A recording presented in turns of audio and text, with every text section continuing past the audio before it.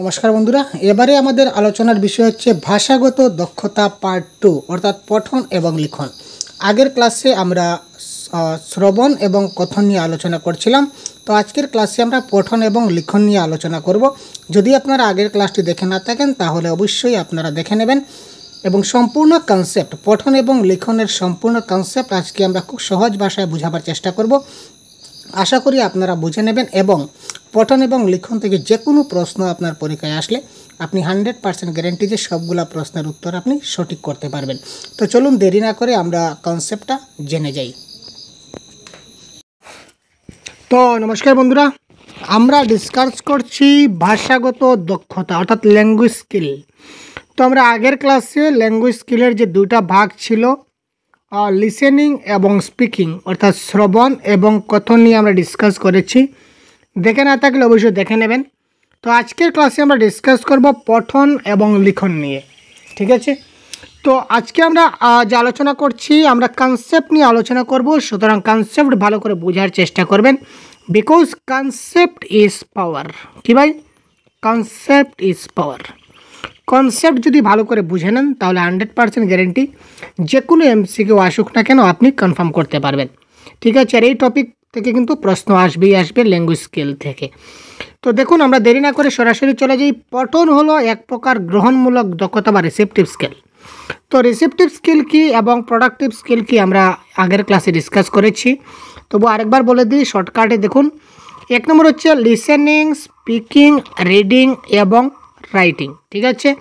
তো লিসেনিং মানে শ্রবণ, স্পিকিং মানে হচ্ছে কথন, আর রিডিং মানে হচ্ছে পঠন, আর রাইটিং মানে হচ্ছে লিখন। তো এই ক্ষেত্রে লিসেনিং এবং রিডিং এই দুইটা হবে আমাদের রিসেপটিভ স্কিল, কারণ শ্রবণের দ্বারা আমরা গ্রহণ করি আর কোনো কিছু পাঠ করে আমরা গ্রহণ করি, আর কথন এবং লিখনের মাধ্যমে আমরা আমাদের মনোভাবগুলো প্রকাশ করি। সুতরাং এই দুইটাকে বলা হয় প্রোডাক্টিভ স্কিল নতুবা এক্সপ্রেসিভ স্কিল, যে কোনো একটা বলা যেতে পারে। অপশনে পরীক্ষায় দুইটা থেকে যে কোনো একটা আসলে কারেক্ট হবে। প্রোডাক্টিভ স্কিলের বাংলা নাম হচ্ছে উৎপাদনমূলক দক্ষতা, আর এক্সপ্রেসিভ স্কিলের বাংলা নাম হচ্ছে আপনাদের প্রকাশমূলক দক্ষতা, ঠিক আছে? ক্লিয়ার? তো এবার দেখুন, পঠন হলো এক প্রকার গ্রহণমূলক দক্ষতা, অর্থাৎ আমরা যখন কোনো কিছু পাঠ করি, তো পাঠ করার পরে আমরা কী করি? আমি ধরে নিন এখান থেকে এতটুকু পর্যন্ত আমি বললাম যে আপনারা পাঠ করে পড়েন, পড়ে কি করবেন? এখানের মধ্যে কী বিষয়বস্তু আছে এটা আপনারা গ্রহণ করবেন, তাই তো? সুতরাং পঠন হলো এক প্রকার গ্রহণমূলক দক্ষতা, এটা রিসেপটিভ স্কিল। তবে পঠন এমনই এক জটিল প্রক্রিয়া যার মাধ্যমে কথনের দক্ষতা লুকিয়ে থাকে। আমরা যা পড়ছি তা সঠিকভাবে উচ্চারণও করতে হয়। ইয়েস, আমরা যা পড়ব তা কিন্তু সঠিকভাবে উচ্চারণ করতে হয়। আর উচ্চারণটা হচ্ছে কিসের সাব টপিক আমরা যদি বলি তাহলে বলবো এটা কথনের একটা দক্ষতার অংশ হচ্ছে উচ্চারণ। কারণ উচ্চারণ আমরা কোন সময় করি? যখন আমরা কথা বলি। তো কথা বলতে গেলে কিন্তু আমরা কি করি? উচ্চারণ করি। সুতরাং পড়তে গেলে আমাদের কথাও বলতে হয়, তাই তো? সুতরাং এখানে তাই বলেছে পঠন একটা জটিল প্রক্রিয়া যার মাধ্যমে কথনের দক্ষতাটা লুকিয়ে থাকে, অর্থাৎ কথন যদি ভালো করে না থাকে তাহলে পঠনে কিন্তু সমস্যা হবে। ক্লিয়ার কথা? এই কারণে পঠন হচ্ছে এক ধরনের সৃজনমূলক দক্ষতা, ঠিক আছে, বা উৎপাদনমূলক দক্ষতা বলতে পারি, যেখানে আমরা তথ্য গ্রহণ করি এবং প্রেরণ করি, ঠিক আছে? যখন শিশু প্রথম পড়তে শিখে, এবার মেইন পয়েন্টে চলে আসলাম। যখন শিশু প্রথম পড়তে শিখে তখন সে সরবে বানান করে। একটা শিশু যখন পড়া শুরু করে তখন সে বানান করে করে পড়ে। আ ম আম, ক লা কলা, ঠিক আছে? পে পে পেপে, ঠিক আছে না? স ম একারে সময়ে, ক ম কম, এইভাবে সে মানে বানান করে করে, অর্থাৎ শব্দটিকে ভেঙ্গে ভেঙ্গে উচ্চারণ করে পাঠ্যবস্তুর অর্থ বোঝার চেষ্টা করে, ভাষার লিখিত রূপটি উপলব্ধি করে, তার অর্থ বুঝতে পারাই হলো পঠনের উদ্দেশ্য। এবার শর্টকাট কথায় যদি বলি হোয়াট ইজ রিডিং, এবার এক কথায় যদি আমরা প্যাডাগজির ভাষায় বলি যে হোয়াট ইজ রিডিং, আপনি এখান থেকে অতটুকু পর্যন্ত পড়লেন, পড়ার পর আপনি কোনো কিছু বুঝতে পারলেন না, এটাকে আমরা রিডিং বলবো না, ঠিক আছে? এটাকে আমরা রিডিং বলবো না। আপনি যখন এই সম্পূর্ণ প্যারাগ্রাফটা পড়ে যখন আপনি এই প্যারাগ্রাফের মধ্যে কী রয়েছে তার অর্থ যখন আপনি সম্পূর্ণটা বুঝতে পারবেন, তখন কিন্তু আপনার পঠন হয়েছে। তার আগ পর্যন্ত আপনার পঠন হয়নি। অর্থাৎ পঠন হচ্ছে এমন একটা জিনিস যে পঠনের মাধ্যমে আপনি কি করতে পারবেন, এই জিনিসটা পড়ে একটা টপিক পড়ুন বা একটা প্যারাগ্রাফ পড়ুন বা একটা সেন্টেন্স পড়ুন বা একটা সাধারণ বাক্য পড়ুন, অর্থাৎ যে কোনো জিনিস পড়ার পর আপনি যখন তার অর্থটা বুঝতে পারবেন তখন কিন্তু আপনি জিনিসটাকে আপনার পঠন হলো। এবার যদি একটা বাক্য এখানে লেখা থাকে, এমন ধরুন আমি একটা বাক্য লিখি, রব মগ ও তোহে, একটা বাক্য আমি লিখলাম। কি লিখলাম? এটা হচ্ছে রব, ঠিক আছে, রব। একটা বাক্য আমি লিখলাম, বাক্যটা দেখুন তো, রব মগ ও তোহে। এটা পড়ে, এটা তো মানে বাংলা লিপিতে লেখা আছে, বুঝতে পারছি, উচ্চারণও করতে পারছি যে এটা রব, এটা মগ, এটা ও, এটা হচ্ছে তোহে। এটা আমি উচ্চারণও করতে পারছি, বাংলা পড়তেও পারছি। কিন্তু এই রব মগ ও তোহে এটার মানে আমি কিছু অর্থ কিছু বুঝতে পারছি কি? এটা পড়ে কি কিছু বুঝতে পারছি? আমি তো কোনো কিছু বুঝতে পারছি না, এটা কি? ঠিক আছে, সুতরাং এটাকে পঠন বলা যায় না। পঠন হচ্ছে যে সেন্টেন্সটা পড়ে আমি সম্পূর্ণ একটা অর্থ বুঝতে পারবো, that is call reading, that is call পঠন। ঠিক আছে, শিশুর পড়ার অভ্যাস যতই পরিণত হতে থাকবে ততই সে পঠনে অভ্যস্ত হয়ে পড়বে এবং অপেক্ষাকৃত কম সময়ে পঠিত বিষয়টি বুঝতে পারবে। অর্থাৎ একজন মানুষ যত বেশি পড়বে, একটা শিশু যত বেশি বেশি সময় পড়বে, পড়ার অভ্যাস যত বেশি করবে, যত বেশি পড়বে তত কম সময়ে সে কী করতে পারবে, কি পড়েছে সেটা জিনিসটা সে বুঝতে পারবে, উপলব্ধি করতে পারবে। পাঠ করার দক্ষতা আসলে একটা শৈল্পিক ব্যাপার, যাকে বলা হয় বাহ্যিক শিল্প। আচ্ছা, এটা একটু পঠিত ভাষায় রয়েছে, আমরা আমাদের ভাষায় বলি। পঠন আমরা বুঝলাম। তো দেখুন, ভাষার লিখিত রূপটির উপলব্ধি করে তার অর্থ বুঝতে পারাই হচ্ছে পঠনের উদ্দেশ্য। পঠনের উদ্দেশ্য কি? ভাষার যে লিখিত রূপ বা লিখিত যে লিপি আছে, এই ভাষার লিখিত লিপিগুলাকে যখন আমরা বুঝতে পারবো তখনই কি হবে, অর্থ লিপিগুলা পড়ে যখন আমি একটা সম্পূর্ণ অর্থ বুঝতে পারবো, এটাই হচ্ছে আমার পঠনের উদ্দেশ্য। ঠিক আছে, তো এটাকে একটা পদ্ধতির নাম দেওয়া হয়, এটাকে বলা হয় SRR পদ্ধতি। তো SRR পদ্ধতি কি? S for skimming, R for reading, R for reviewing. Skimming মানে কি? ভাষা বা উপর পাঠ করা, মানে সম্পূর্ণ ডিটেলস আপনি পড়লেন না, আপনি শুধু হেডলাইনটা দেখে দেখে পড়ে নিলেন এবং একটু স্কিপ করে মোটামুটি একটা আইডিয়া নিলেন, দ্যাট ইজ কল স্কিমিং। কোনো কিছু বাদ না দিয়ে পাঠ্যপুস্তক সম্পূর্ণভাবে পড়া। ঠিক আছে, আর রিভিউইং মানে কি? পাঠ্য বিষয়কে হৃদয়ঙ্গম করার জন্য সমস্ত রচনাটিকে পুনর্বিচার করে দেখা। রিভিউইং, যে আমি কি পড়লাম, এই জিনিসটা আসলে পাঠটা মানে খুব রসের, খুব আরাম লাগছে, খুব মজা লাগছে, জিনিসটাকে আরটু ভালোভাবে বুঝতে পারবো, আরেকবার পড়ে নেই, পুনর্বিচার করে নেই, দ্যাট ইজ কল রিভিউইং। তো পঠনের অনেক শ্রেণীবিভাগ রয়েছে। তো পঠনের প্রত্যেকটা শ্রেণীবিভাগ আমরা শর্টকাটে কম সময়ে আপনাদেরকে বুঝিয়ে দেওয়ার চেষ্টা করব। তো দেখুন, পঠন সাধারণত হয়, যদি বলে বিভিন্ন প্রকারের হয়, তার মধ্যে দুইটা প্রকার হচ্ছে, একটা হচ্ছে সরব পঠন, একটা হচ্ছে নীরব পঠন। তো সরব পঠন মানে কি? যে পঠনটা জুড়ে উচ্চারণ করে করা হয়, যেমন আমি এখন পাঠ করছি, আপনারা দেখতে পাচ্ছেন, আমি বুঝাচ্ছি। রব বা ধ্বনি সহযোগে পাঠকে সরব পাঠ বলা হয়। এই যে আমি পড়লাম, এটা হচ্ছে সরব পাঠ, অর্থাৎ জুড়ে শব্দ করে উচ্চারণ করে পড়া, এটাকে বলা হয় সরব পাঠ। আবার কেউ দেখুন পাঠ করে, যেমন আমি যখন মানে অষ্টম শ্রেণীতে যখন আমি পদার্পণ করেছিলাম, অষ্টম শ্রেণী থেকে আজ পর্যন্ত যতদিন মানে আমার মানে আমি যে স্টাডিগুলো করি, পার্সোনাল লাইফের যে স্টাডিগুলো করি, আমার এই স্টাডিগুলো আমি সবসময় নীরব পঠন করি, কেন জানি না, বাট আমার নীরব পঠন ভালো লাগে। আমি কখনো সরব পঠন করি না। আমি রুমের মধ্যে বসে আমি বই পড়ছি না ঘুমিয়ে গেছি, কেউ বুঝতে পারে না। ঠিক আছে, তো এটা আমি করি। তো এটা মানে অনেকেই নীরব পঠন করে। তো নীরব পঠন মানে কি? সাইলেন্ট পাঠ করা, চুপচাপ আপনি বইগুলা দেখে মনে মনে পাঠ করলেন। যে পাঠে কোনো ধরনের রব বা ধ্বনি থাকে না, তাকে নীরব পঠন বলা হয়। তো এই সরব পাঠে, এই দুই ধরনের পাঠেরও কিছু সুবিধা অসুবিধা আছে, আমরা একটু দেখব। সরব পাঠের সুবিধাটা কি? সরব পাঠে পাঠ করলে কি হয়, শিক্ষার্থী এবং শিক্ষক উভয় পক্ষের কাছে একটা আনন্দজনক লাগে। যেমন কবিতা ছন্দ যদি পাঠ করি তাহলে তার শ্রুতি মধুরগুলা শুনতে ভালো লাগে। প্রাথমিক পর্যায়ে ভাষা শিক্ষার ক্ষেত্রে প্রাথমিকভাবে যখন আমরা ভাষা শিখব, তো ভাষা শিখতে গেলে আমাদের সরব পাঠটা একান্ত অপরিহার্য। প্রাথমিক স্তরে যখন আমরা ভাষা শিখতে যাই তখন আমাদের অনেক উচ্চারণ ভুল হতে পারে, অনেক বানান সংক্রান্ত ভুল হতে পারে, অনেক কিছু আমাদের ভুল হতে পারে। তো আমরা যদি সেই সরব পাঠ করি, জুড়ে জুড়ে যদি পাঠ করি প্রাথমিক স্তরে, তখন কী হবে, শিশুরা যদি জুড়ে জুড়ে পাঠ করে তখন একজন শিক্ষক যদি সামনে থাকে, অর্থাৎ শিশুটা ভুল পড়ছে না শুদ্ধ পড়ছে, এটা শিক্ষক বুঝতে পারবেন। আর যদি ভুল পড়ে তো তার পড়া শেষ হওয়ার পর, এখানে একটা কথা আছে, পড়া শেষ হওয়ার পর তাকে রিমাইন্ড করে দিতে হবে যে তোমার ওই জায়গাটা পড়েছিলে, এটা ভুল হয়েছে, এটা তুমি শুদ্ধ করে নাও। পড়ার সময় কিন্তু বলা যাবে না, এটা ডিস্টারবেন্স হবে। সরব পাঠে বিষয়বস্তুর প্রতি মনোযোগ দেওয়া সহজ হয়। যখন আমরা সরব পাঠ করি তখন কোন কনসেপ্টের উপর পাঠ করছি এটা সহজ হয়। ছাত্রছাত্রীরা প্রাথমিক স্তর থেকে সঠিক উচ্চারণের দক্ষ হয়ে উঠতে পারে। এই জায়গায় বলেছিলাম, যদি আমরা নীরব পাঠ করি, যদি আমি সাইলেন্টলি পাঠ করি, যদি আমি চুপচাপ বসে বসে যদি আমি পড়ি, তাহলে আমি এখানে ভুল পড়ছি না শুদ্ধ পড়ছি, কী পড়ছি কেউ কিন্তু বুঝতে পারছে না। যদি আমি জুড়ে জুড়ে পাঠ করি, সরব উচ্চারণ করে যদি পাঠ করি, তখন আমার উচ্চারণটা সঠিক হচ্ছে না, ভুল হচ্ছে।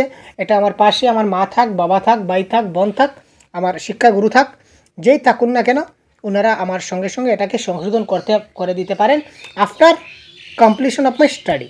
আমি যে প্যারাগ্রাফটা শুরু করছি এটা শেষ হওয়ার পর তারা আমাকে বলতে পারে যে ওই জায়গাটা তোমার ভুল হয়েছে, ওটা ঠিক করো। শিক্ষকদের দেওয়া আদর্শ সরব পাঠ শিক্ষার্থীদের উচ্চারণ শিক্ষায় যথেষ্ট সাহায্য করে, এটা বারবার বললাম। এটি শিশু প্রকৃতির সঙ্গে যথেষ্ট সামঞ্জস্যপূর্ণ।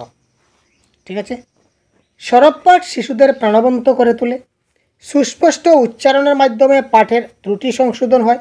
মানে একটি কথায় বারবার একই পয়েন্টে ঘুরে ফিরে আসছে যে সরব পাঠের মাধ্যমে আমরা আকর্ষিত হই, কবিতার ছন্দ অলঙ্কার লয় তাল এইগুলা সুমধুর হয়, শুনতে ভালো লাগে, শ্রুতি মধুর হয়।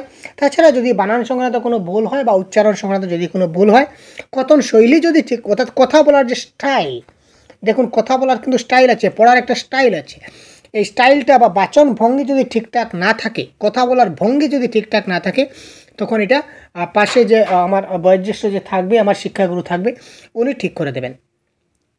উচ্চারণে আঞ্চলিকতা দোষ দূর করতে আমরা অনেক সময় কথা বলি, আমরা অনেক, যেমন আমি নিজেও অনেক সময় ভিডিও তৈরি করতে করতে অনেক সময় আমার মানে আঞ্চলিক যে ভাষা, এটা অনেক সময় মানে টাং স্লিপ করে বেরিয়ে আসে, ঠিক আছে না?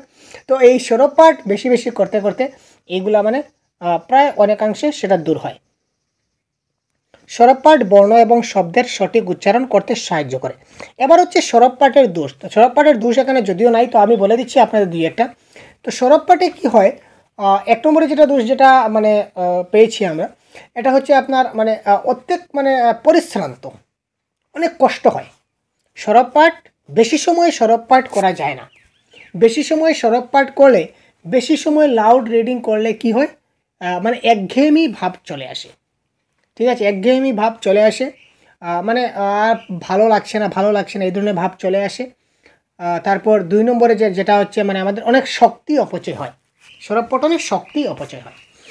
তারপর নীরব পঠনের উপযোগিতা দেখি, মানে নীরব পঠন কী হয়, নীরব পাঠ মননশীলতার উপযোগী, অর্থাৎ নীরব পাঠ যখন করা হয় তখন মানে মনোযোগ খুব বেশি লাগে, অল্প সময়ে অনেক বেশি শব্দ পড়া যায়। ইয়েস, ঠিক আছে, সরব পাঠে কিন্তু অনেক সময় যায়, সময় বহুল, কিন্তু নীরব পঠনে কিন্তু কম সময়ে আমরা বেশি শব্দ পড়তে পারি, কম সময়ে কোনো ধারণাকে আমরা বুঝতে পারি। যে কোনো কনসেপ্ট যদি আমি পড়ি, আমি আমার কথা বলছি, আমি সরব পাঠ করলে তেমন বুঝি না, কিন্তু নীরব পাঠ আমি একবার করলে কনসেপ্টটা আমি বুঝে নিই। সেটা আমি আজকে নয়, আমি অষ্টম সপ্তম শ্রেণী থেকে আমার এই অভ্যাস। তো সবার আলাদা আলাদা ব্যাপার, যাই হোক। তবে প্যাডাগজিতে কমন যে শব্দগুলো এইগুলো বলেছে, অকারণে শক্তি ক্ষয় রোধ করে। ইয়েস, আগে যে বলেছিলাম যে যদি আমরা সরব পাঠ করি তাহলে অনেক শক্তি খরচ হয়, আর এটা শক্তি ক্ষয় থেকে রক্ষা করে, আমাদের শক্তি আমাদের তেমন খরচ হয় না। আর গ্রন্থাগার বা শ্রেণীকক্ষে নীরব পাঠটা বাঞ্ছনীয়। যেমন বিভিন্ন লাইব্রেরিতে যদি যাই, তো বড় বড় লাইব্রেরিতে কী থাকে, অনেকজন ব্যক্তি একসঙ্গে বসে স্টাডি করে, তাই তো তো অনেকজন ব্যক্তি একসঙ্গে যখন বসে স্টাডি করে, প্রায় 100 জন 200 জনের সিট ক্যাপাসিটি থাকে, তো সবাই যার যার ইচ্ছামতো মনের ইচ্ছামতো বই নিয়ে পাঠ করে। তো যদি আপনার সরব পঠনের অভ্যাস থাকে, তখন আপনি এখানে যদি হাল্লা চিৎকার শুরু করে দেন, জোরে জোরে পাঠ করেন, বাকি সবাই আপনাকে কী বলবে? বাকিরা আপনার ডিস্টারবেন্সে পড়তে পারবে না, ওরা হাসাহাসি করবে, ঠাট্টা করবে। আর নীরব পাঠে যদি আপনার অভ্যাস থেকে যায়, অভ্যাস যদি থাকে নীরব পাঠে, তো আপনার কোনো সমস্যা হবে না, আপনি বিন্দাস পড়তে পারবেন। তাছাড়া গ্রন্থাগারে নীরব পাঠ বাঞ্ছনীয়। আচ্ছা, এবার হচ্ছে সমবেত পাঠ। এককভাবে সরব পাঠ ছাড়াও সমবেতভাবে সরব পাঠ মানে কি? মানে সবাই মিলে একসঙ্গে সরব পাঠ। আমরা অনেক সময় দেখেছি, আমরা যে নামতা যখন আমরা শিখেছি, বা কি বলে, ওই যে 1 2 এগুলো যে শিখেছিলাম, 1 2 3 4 যে সংখ্যাগুলো শিখেছিলাম, এই সময় শিক্ষক কী করতেন? উনি বলতেন 1, আমরা সব ছাত্ররা বলতাম 1। শিক্ষক তারপর বলতেন 2, আমরা সবাই একসঙ্গে বলতাম 2। তো এটা হচ্ছে সমবেত পাঠ, সবাই মিলে একসঙ্গে পাঠ। তো উদ্দেশ্যের দিক দিয়ে আরও 3টা ভাগে ভাগ করা হচ্ছে। একটা হচ্ছে ধারণা পাঠ, চর্বণা পাঠ আর সাধনা পাঠ। তো ধারণা পাঠ মানে কি? ধারণা মানে কনসেপ্ট, আমরা বুঝতে পারছি। ধারণা শব্দের অর্থ কি ভাই? ধারণা পাঠ মানে ধারণা শব্দের অর্থ হচ্ছে কনসেপ্ট। এখান থেকে প্রশ্ন আসতে পারে, মনে রাখবেন। কোনো বিষয়বস্তু সম্পর্কে একটা সাধারণ ধারণা পেতে গেলে যে ধরনের পাঠের প্রয়োজন তাকে ধারণা পাঠ বলে। Very simple. যে পাঠটা পড়ে আমরা কনসেপ্টটা বুঝি, যে পাঠটা পড়ে আমরা এই পাঠের কনসেপ্টটা বিষয়বস্তু বুঝতে পারি, দ্যাট ইজ কল ধারণা পাঠ।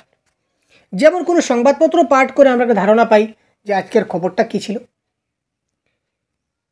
কোনো গল্প গ্রন্থ পড়ে আমরা সেই ধারণাটা নিতে পারি। চর্বণা পাঠ মানে কি? একটু পড়ি, তারপর বুঝে নেব। যখন কোনো কঠিন প্রবন্ধ বা বিষয়বস্তুকে বিচার বিশ্লেষণ করে অন্তর্নিহিত অর্থ পাওয়া যায়, তখন এই ধরনের পাঠকে চর্বণা পাঠ বলা হয়। কঠিন খাদ্যবস্তুকে যেমন চিবিয়ে চিবিয়ে তার রস আস্বাদন করতে হয়, এখানেও ঠিক তেমনি কঠিন বিষয়বস্তুকে দীর্ঘ অনুশীলনের সাহায্যে আয়ত্ত করতে হয়। এক কথায় আমরা বুঝলাম যে কোনো পাঠ আছে যে পাঠগুলা মানে সাধারণভাবে একটু কঠিন ভাষায় লিখিত। সহজ ভাষায় যদি বলি তাহলে সেটা কি? কঠিন ভাষায় লিখিত। মানে পড়ার পর সাধারণভাবে তার বিষয়বস্তু বোঝা যায় না।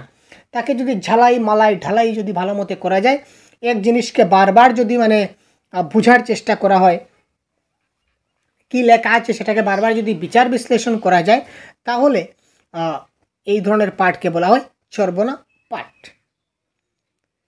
যেমন রবীন্দ্রনাথ ঠাকুর বা বঙ্কিমচন্দ্রের যে প্রবন্ধগুলো রয়েছে, এইগুলা কিন্তু খুব সহজে আপনি একবার পড়লে বুঝবেন না, এটাকে ভালো করে অনুশীলনের মাধ্যমে ভালো করে বুঝতে হবে। দ্যাট ইজ কল্ড চর্বণা পাঠ। তারপর সাধনা পাঠ মানে কি ভাই? সাধনা মানে কি? স্বাদ মানে কি? রস। তো আমরা জানি কাব্যের রস কোথায় থাকে? কাব্যের রস থাকে কবিতায়। কাব্য কবিতার বিষয়বস্তু চেয়ে কবির অনুভূতির উচ্ছ্বাস বেশি ধরা পড়ে। কবিতার রস বিশ্লেষণ বা রস আস্বাদনই হচ্ছে বড় কথা। কাব্য কবিতায় উপলব্ধি এই ধরনের পাঠই সম্ভব। কারণ আমরা যখন একটা কবিতা পাঠ করি কিংবা যখন একটা কাব্য পাঠ করি, তখন কি হয়, এই যে ছন্দ অলঙ্কার মিলিয়ে মিলিয়ে যে আমরা পাঠ করি। যেমন দেখুন, আমি একটা কবিতা বলছি, চারুচন্দ্র চট্টোপাধ্যায় চট্টে জুতা পায়, চট্টারে করে চট্টগ্রামে যায়। এই যে ছন্দর যে একটা মিল এবং অলঙ্কারের যে একটা মিল থাকায় এটা শুনতে কিন্তু একটু ভালো লাগছে। চলো চপলার চকিত চমকে করেছে চরণ বিচরণ কোথা চম্পক আবরণ, এটা একটা অনুপ্রাস অলঙ্কার। তো এই ধরনের অলঙ্কার এবং ছন্দ যুগে যখন আমরা পাঠ করব এবং যে আমরা স্বাদ পাবো, যে রস আস্বাদন করতে পারবো, দ্যাট ইজ কল সাধনা পাঠ। তো সাধনা পাঠ সবসময় মনে রাখবেন, বিশেষ করে কবিতা বা কাব্যের ক্ষেত্রে থাকে, গদ্যাংশ ক্ষেত্রে থাকে না। তাছাড়া আবার বিভিন্ন ধরনের পাঠ আছে, যেমন সুসংগত পাঠ, বিস্তৃত পাঠ, অনুপূরক পাঠ, সবগুলো আমরা এক এক করে দেখছি। তার আগে দেখে নিই যে আদর্শ পাঠের 4টা বৈশিষ্ট্য। এখান থেকে কিন্তু প্রশ্ন আসে, আদর্শ পাঠের বৈশিষ্ট্য কী কী? সাধারণভাবে আদর্শ পাঠের 4টা বৈশিষ্ট্য আমাদের চোখে পড়ে। একটা হচ্ছে নির্ভুলতা মানে অ্যাকুরেসি, তারপর হচ্ছে গতি মানে স্পিড, তারপর হচ্ছে উপলব্ধি মানে কম্প্রিহেনশন, অভিব্যক্তি মানে এক্সপ্রেশন। আমরা যে পাঠটা পড়ব, যেটা আমরা রিডিং পড়ব, যেটা আমরা পঠন করব, যে পাঠটা, এটা নির্ভুল হতে হবে, অ্যাকুরেসি থাকতে হবে, কোনো ভুল ভ্রান্তি এখানে থাকলে চলবে না। তারপর পড়ার একটা গতি থাকতে হবে। এক সময় আমি খুব স্পিডে মানে বুঝিয়ে পড়ে গেলাম, এক সময় আমি একদম স্লো পড়লাম, এইরকম হবে না। একটা পড়ার একটা গতি বজায় থাকতে হবে।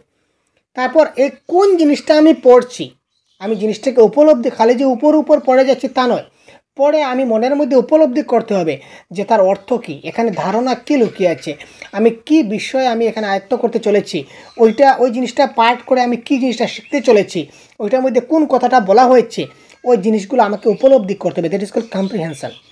এক্সপ্রেশন, কথা বলার যে পঠনের যেটা অভিব্যক্তি, অনেক কথা আছে, অনেক রকমের বলতে হয়, তাই না? সেই যে পড়ার যে ধরন বা কোন এক্সপ্রেশনে কোন সময় কোন লাইনটা পড়তে হবে, এটা জানতে হবে। আদর্শ পাঠের এই 4টা বৈশিষ্ট্য আমাদের সবসময় চোখে পড়ে। এবার পড়ার দক্ষতা বাড়ানোর উপায় কী? শিশুদের পড়ার দক্ষতা আমরা কী করে বাড়াতে পারি? পঠন কৌশল একটি বিশেষ জটিল প্রক্রিয়া। বারবার বলছে, পঠন কৌশলটা হচ্ছে জটিল একটা কাজ। শিশুদের ছোটোবেলা থেকে ধীরে ধীরে এটিকে আয়ত্ত করাতে হয়। প্রাথমিক স্তরে এভাবে পঠনের অভ্যাস গড়ে তোলা যেতে পারে। কীভাবে আমরা দেখি। সঠিকভাবে শব্দ উচ্চারণের দক্ষ করে তোলা। প্রথমে তাকে সঠিকভাবে শব্দ উচ্চারণ, আমি একটা শব্দ বললাম, সে আর একটা শব্দ বলল, ঠিক আছে, এইভাবে শব্দ উচ্চারণের মাধ্যমে তাকে কী করতে হবে, শেখাতে হবে।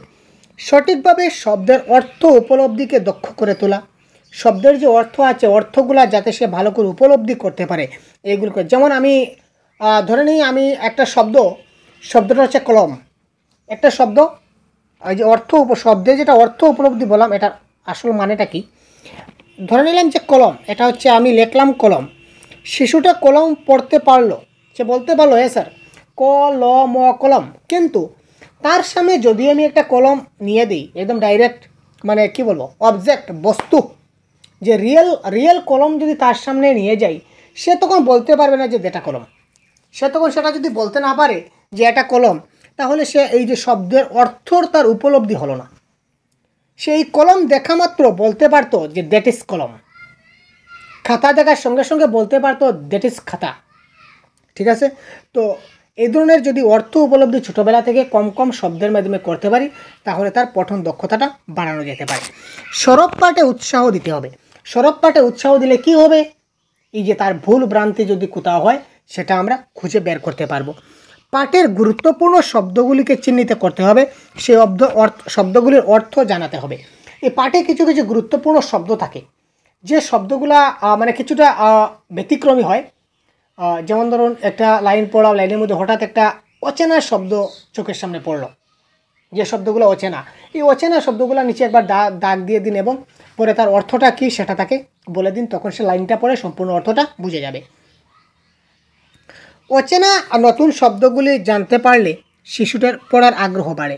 এই অচেনা শব্দগুলোর অর্থ যদি সে জানতে পারে, তাহলে তার পড়ার প্রতি আগ্রহটাও তার বাড়বে। শব্দগুলির ব্যাকরণগত পরিচয় জানিয়ে দিতে হবে। কোনো পাঠের গুরুত্বপূর্ণ তথ্যাগুলি শিক্ষার্থীদের কাছে স্পষ্টভাবে জানতে হবে। যে কোনো পাঠের যে গুরুত্বপূর্ণ তথ্য যেগুলো রয়েছে, এগুলো শিক্ষার্থীদের কাছে আমাদের কী করতে হয়, স্পষ্টভাবে জানাতে হয়। স্পষ্টভাবে সঠিক উচ্চারণে কোনো বিষয়বস্তু পড়ে সঠিকভাবে প্রকাশ করা। কোনো একটা জিনিস আমি স্পষ্টভাবে সঠিক উচ্চারণে আমি বিষয়বস্তুটা পড়ে তার কাছে প্রকাশ করলাম, তখন সেই জিনিসটা পড়তে পারবে। এখানে দেখুন লাউড রিডিং রয়েছে। রিডিংয়ের শর্টকাটে যদি বলি রিডিং সম্বন্ধে, তো এটা হচ্ছে সরব পাঠ মানে loud reading. It is also known as oral reading, অর্থাৎ অ্যালাউড রিডিং। এই যে লাউড রিডিং বা সরব পাঠকে আবার অরাল রিডিংও বলা হয়, অরাল, ঠিক আছে? আর অ্যালাউড রিডিংও বলা হয়, এটা মনে রাখবেন। সাইলেন্ট রিডিং মানে নীরব পাঠ। জীবনের বেশিরভাগ সময়টাই আমরা নীরব পাঠে অভ্যস্ত হই। নীরব পাঠ খুব গুরুত্বপূর্ণ।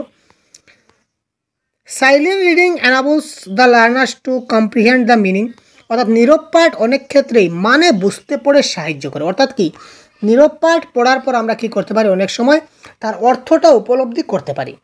নীরব পাঠের সাবলীলতা অনেক বেশি, একটা ফ্লুয়েন্সি থাকে। আবার সমবেত পাঠ মানে কালেকটিভ রিডিং। সমবেত পাঠের অর্থ হচ্ছে একসঙ্গে অনেকজন শিক্ষার্থীর পাঠ গ্রহণকে বোঝায়, এবং যে পাঠ হয় জুড়ে জুড়ে রব করে। এই যে বললাম একসঙ্গে পাঠ করা, সবাই মিলে একসঙ্গে রিডিং করা এক জিনিস। শিশুর প্রাথমিক স্তরে শিক্ষা গ্রহণে সমবেত সরব পাঠ কার্যকরী। যেমন নামতা মুখস্থ করার সময় আমরা সমবেত স্বরপাঠ লক্ষ্য করা যায়। যেমন শিক্ষক মহাশয় বললেন 2 1 গুণে 2, তখন আমরা সবাই বললাম ইয়েস স্যার 2 1 গুণে 2। তারপর আবার শিক্ষক বললেন 2 2 গুণে 4, তখন আমরা আবার বললাম 2 2 গুণে 4। এইভাবে আমরা ছোটোবেলায় শিখেছি। জানি না আপনারা কী করে শিখছেন, কমেন্ট বক্সে জানাবেন ভাই যদি আপনারা কেউ এইরকম শিখে থাকেন। তো দেখুন, এইভাবে নামতা মুখস্থ করার সময় এই ধরনের যে আমরা পাঠ করি এটাকে বলা হয় সমবেত পাঠ। তারপর ধারণা পাঠ বললাম, চর্বণা পাঠ বললাম। ধারণা পাঠ মানে কি, যে বিষয়টা পড়ে আমরা উপর পড়ে সাধারণ ধারণা নেই। চর্বণা পাঠ মানে প্রবন্ধ, উপন্যাস এইগুলা পড়ার সময় আমরা কি করি, এই দেখুন এখানে প্রশ্ন আসতে পারে চর্বণা পাঠ অর্থাৎ ক্রিটিক্যাল স্টাডি। চর্বণা পাঠ কী ধরনের পাঠকে বোঝায়? এটা প্রবন্ধ উপন্যাস পাঠ অপশনে থাকবে, তারপর থাকবে কবিতা পাঠ, তারপর থাকবে গল্প পাঠ, তারপর কি থাকবে, তারপর থাকবে সংবাদপত্র পাঠ। এটা কারেক্ট আনসার হবে প্রবন্ধ এবং উপন্যাস পাঠ। প্রবন্ধ উপন্যাস পাঠকে আমরা কি বলতে পারি? চর্বণা পাঠ বলতে পারি।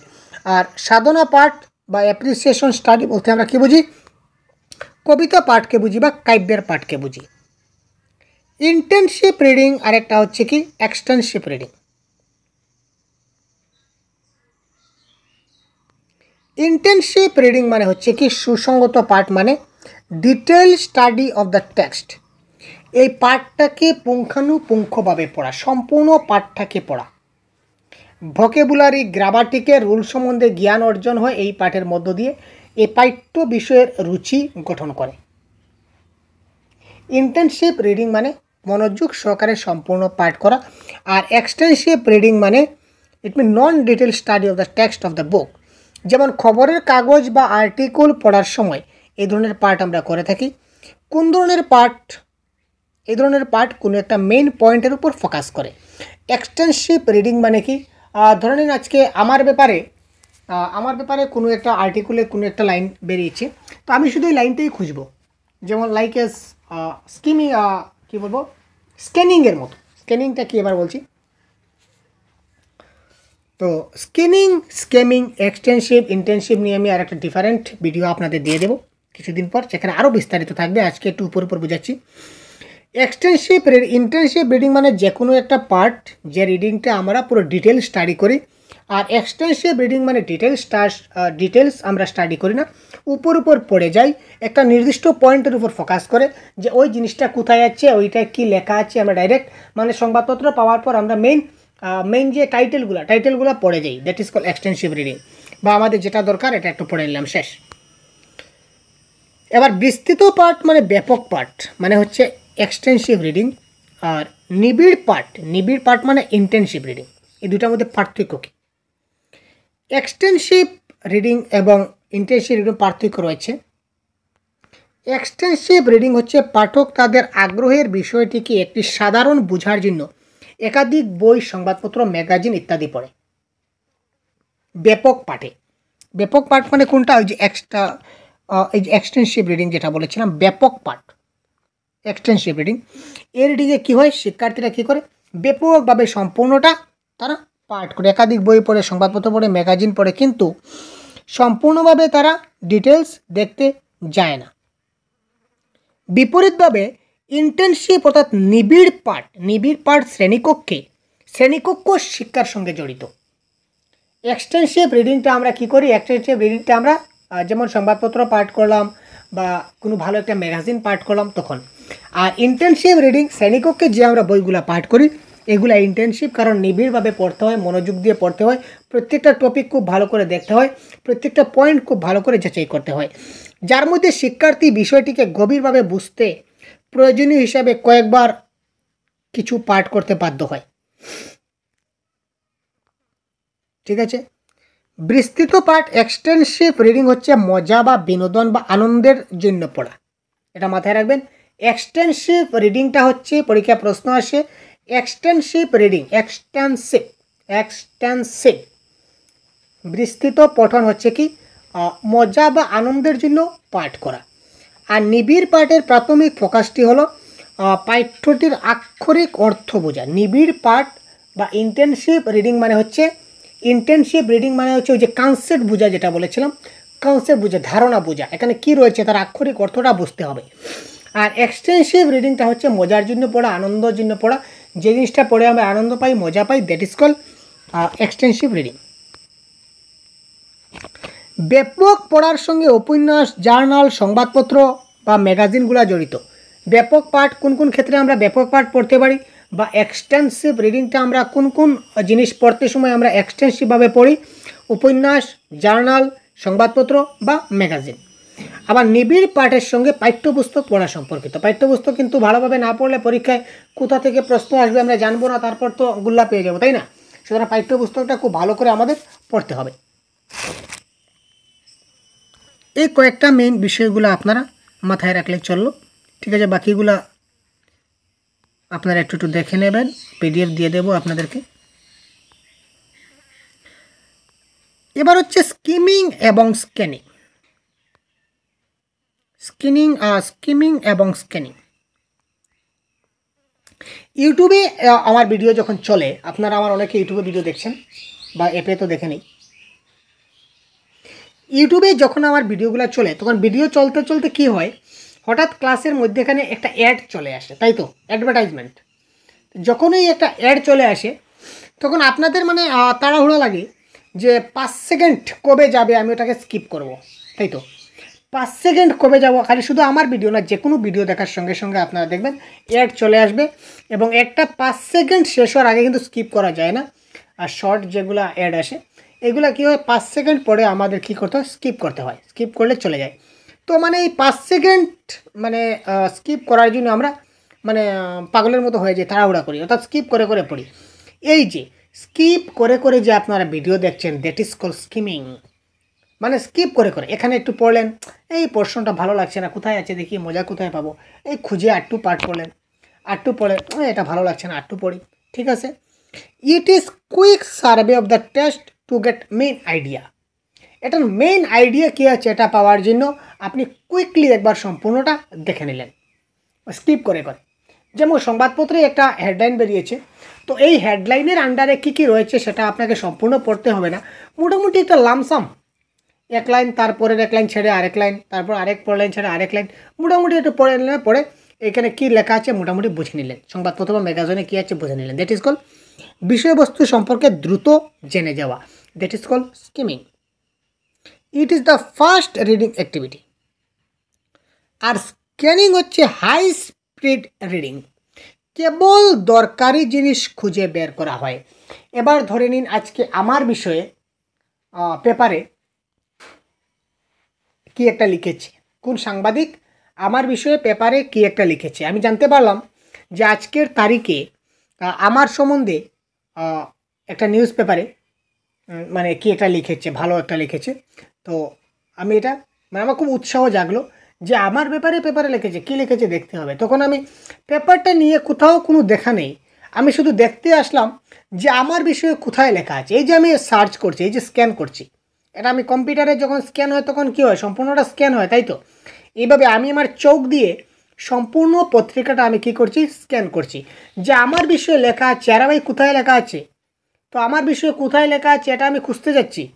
আর যখনই দেখলাম যে না এই তো এখানে আমার বিষয়ে লেখা আছে, আমি এই জিনিসটা পড়লাম, পরে আমি জিনিসটা বুঝে গেলাম, বাস এই পেপারের আমার কাজ শেষ। That is call scanning. কোনো একটা পার্টিকুলার বিষয় খুঁজে বের করা, কোনো একটা বড় টেক্সট বুক থেকে কিংবা একটা গল্প থেকে কিংবা প্রবন্ধ থেকে কিংবা উপন্যাস থেকে পার্টিকুলার জরুরি জিনিস যা ছিল তা জিনিসটা বের করে। যেমন প্যাসেজ, আমরা পরীক্ষায় অনেক সময় প্যাসেজ আছে, কম্প্রিহেনশন টেস্ট পরীক্ষায় আসবে আপনাদের, কম্প্রিহেনশন টেস্ট যাকে প্যাসেজ বলা হয়। তো প্যাসেজে আমরা কী করি, প্রথমে প্রশ্নটা পড়ি, প্রশ্নটা পড়ার পর আমরা প্যাসেজে যাই, গিয়ে আমরা প্যাসেজটাকে খুঁজতে থাকি যে এই প্রশ্নের আনসারটা কোথায় থাকতে পারে, এই প্রশ্নের আনসারটা কোথায় থাকতে পারে, ঠিক আছে? তো এই প্রশ্নের উত্তরটা যখনই আমরা প্যাসেজে পেয়ে গেলাম, সঙ্গে সঙ্গে প্যাসেজকে ভুলে গেলাম, এই প্যাসেজের দরকার নেই, তারপর নেক্সট প্রশ্ন, তারপর আবার প্যাসেজে গেলাম। এই যে তখন এই যে আমি স্কিপ করে করে করে করে প্যাসেজটাকে পড়ছি যে আমার আনসারটা কোথায় লুকিয়ে আছে, আনসার পাওয়া মাত্র শেষ, দ্যাট ইজ কল স্ক্যানিং। আর এই সম্পূর্ণ প্যাসেজটায় কী বলেছে, এখানে দুটা কথা আছে, সম্পূর্ণ প্যাসেজটায় কী বলেছে এটা আমি সম্পূর্ণ প্যাসেজটা একটু পাতলা হাই স্পিডে যদি আমি একটু স্পিড রিডিংয়ে যদি পড়ে এই সম্পূর্ণ প্যাসেজে যদি বিষয়বস্তুটা আমি যদি কভার করে নিই, দ্যাট ইজ কল স্কিমিং। এবার আমরা দেখব রাইটিং বা লিখন, খুব শর্টকাটে দেখব। ভাবের আদান প্রদান এবং যোগাযোগ স্থাপনের অন্যতম মাধ্যম হচ্ছে লিখন। একজনের সঙ্গে আরেকজনের ভাবের আদান প্রদান বা যোগাযোগ স্থাপন আমরা কি করে করতে পারি? যেমন কথাবার্তার মাধ্যমে আমরা যোগাযোগ স্থাপন করতে পারি। কিছু কিছু কথা আছে যে কথাগুলো মুখে বলা যায় না, লজ্জা লাগে বা এখানে মানে সেই ধরনের মুখে কথা বলার মতো পরিবেশ নেই। তো এই ক্ষেত্রে আমি আমার মনের ভাব একজনকে জানাতে চাই, তখন আমি কী করলাম, কাগজের টুকরোতে লিখে দিলাম। সে লেখাটা পড়ে সে বুঝতে পারলো, অর্থাৎ আমার ভাবের আদান প্রদান হলো, বা সে একটা চিরকুটে লিখে দিল, আমি পড়ে বুঝে গেলাম। অর্থাৎ সেই ভাবের আদান প্রদান এবং যোগাযোগ স্থাপনের অন্যতম মাধ্যম কি? লিখন। এই প্রক্রিয়ায় একজনের চিন্তা লিখিত পথিকের মাধ্যমে বেরিয়ে আসে। যে লিখছে তার মাধ্যমে তার চিন্তাটা বেরিয়ে আসছে, অর্থাৎ আমি কি লিখছি, আমার চিন্তাধারাটা আমার লেখার মধ্যে প্রকাশ হচ্ছে। শিক্ষার্থীদের কাছে এটা হচ্ছে সৃজনশীল দক্ষতা কিংবা প্রোডাক্টিভ, বা লিখনকে আমরা বলতে পারি এক্সপ্রেসিভ স্কিল বা প্রোডাক্টিভ স্কিল। এক্সপ্রেসিভ কেন? এক্সপ্রেসিভ মানে প্রকাশমূলক দক্ষতা। কেন প্রকাশ? কারণ লেখকের মাধ্যমে আমরা লেখনের মাধ্যমে বা লিখনের মাধ্যমে বা লিখার মাধ্যমে আমরা কি করতে পারি? আমরা মনের ভাব প্রকাশ করতে পারি। আমরা কি লিখলাম অন্যজন পড়ে সেটা বুঝতে পারে। কথা বলা, শোনা এবং পড়ার দক্ষতা যদি ঠিকমতো থাকে তাহলে লেখার দক্ষতাও বাড়ে।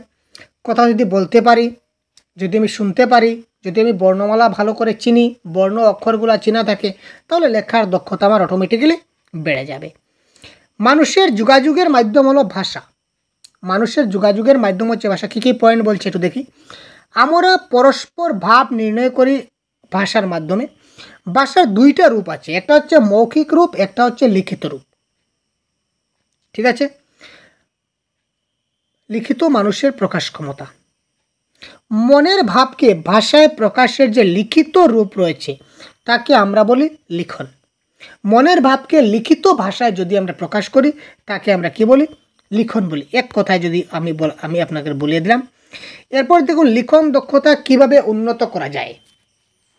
আর লিখন হচ্ছে, মনে রাখবেন, লিখনটা হচ্ছে একটা এক্সপ্রেসিভ স্কিল। এখানে দেওয়া আছে এক্সপ্রেসিভ, বা এটাকে আমরা বলতে পারি প্রোডাক্টিভ স্কিল আসতে পারে। লিখনটা কী ধরনের স্কিল? তো লিখন দক্ষতা একটা প্রকাশমূলক দক্ষতা, কারণ লিখনের মাধ্যমে আমরা মনের ভাব প্রকাশ করতে পারি। তো লিখন দক্ষতা করার 4টা স্তম্ভ। একটা হচ্ছে শব্দ ভাণ্ডারের উন্নতি। শব্দ আমার কাছে বেশি বেশি স্টক থাকতে লাগবে।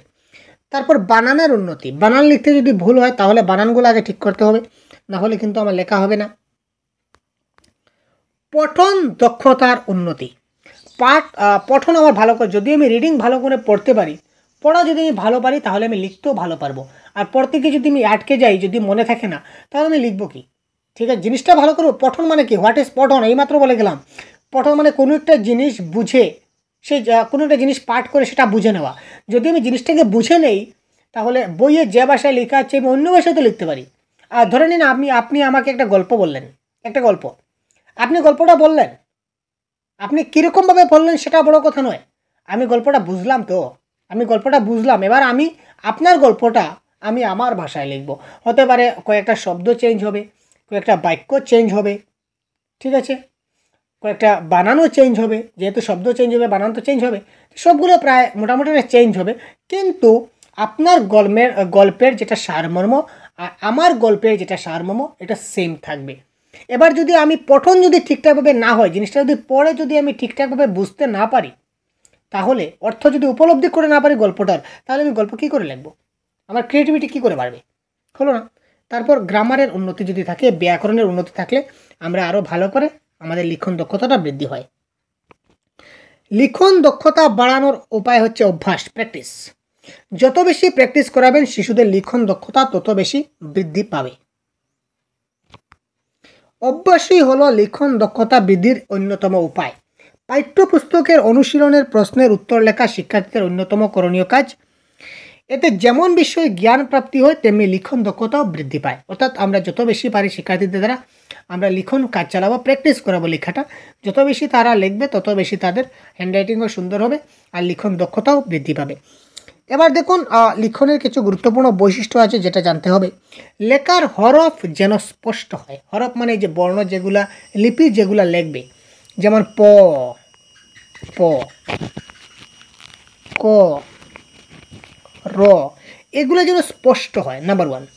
নাম্বার 2, হরফগুলি যেন একই আকারের হয়। আকারের মানে এই যে আমি এখানে লিখতে পারছি না, একটু কষ্ট হচ্ছে, যেমন কলা, এই দেখুন কটা ছোট আর লাটা হয়ে গেছে বড়, এই ধরনের হবে না। যেমন কলম,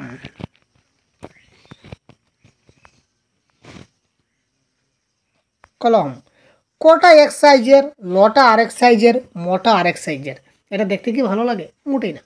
সুতরাং এই লেখার হরফ যেন স্পষ্ট থাকে এবং হরফগুলি যেন একই মাত্রার হয়, মানে একই আকারের হয়, সাইজ যেন সমান থাকে। এবারে বানানটা যেন শুদ্ধ থাকে, 3 নম্বর পয়েন্ট, বানানটা যেন শুদ্ধ থাকে। 4 নম্বর, শব্দের শুদ্ধ রূপ শিশু লিখছে কিনা সেটা দেখতে হবে। শব্দের 2টা রূপ আছে, একটা হচ্ছে কথ্য রূপ, একটা হচ্ছে লিখিত রূপ।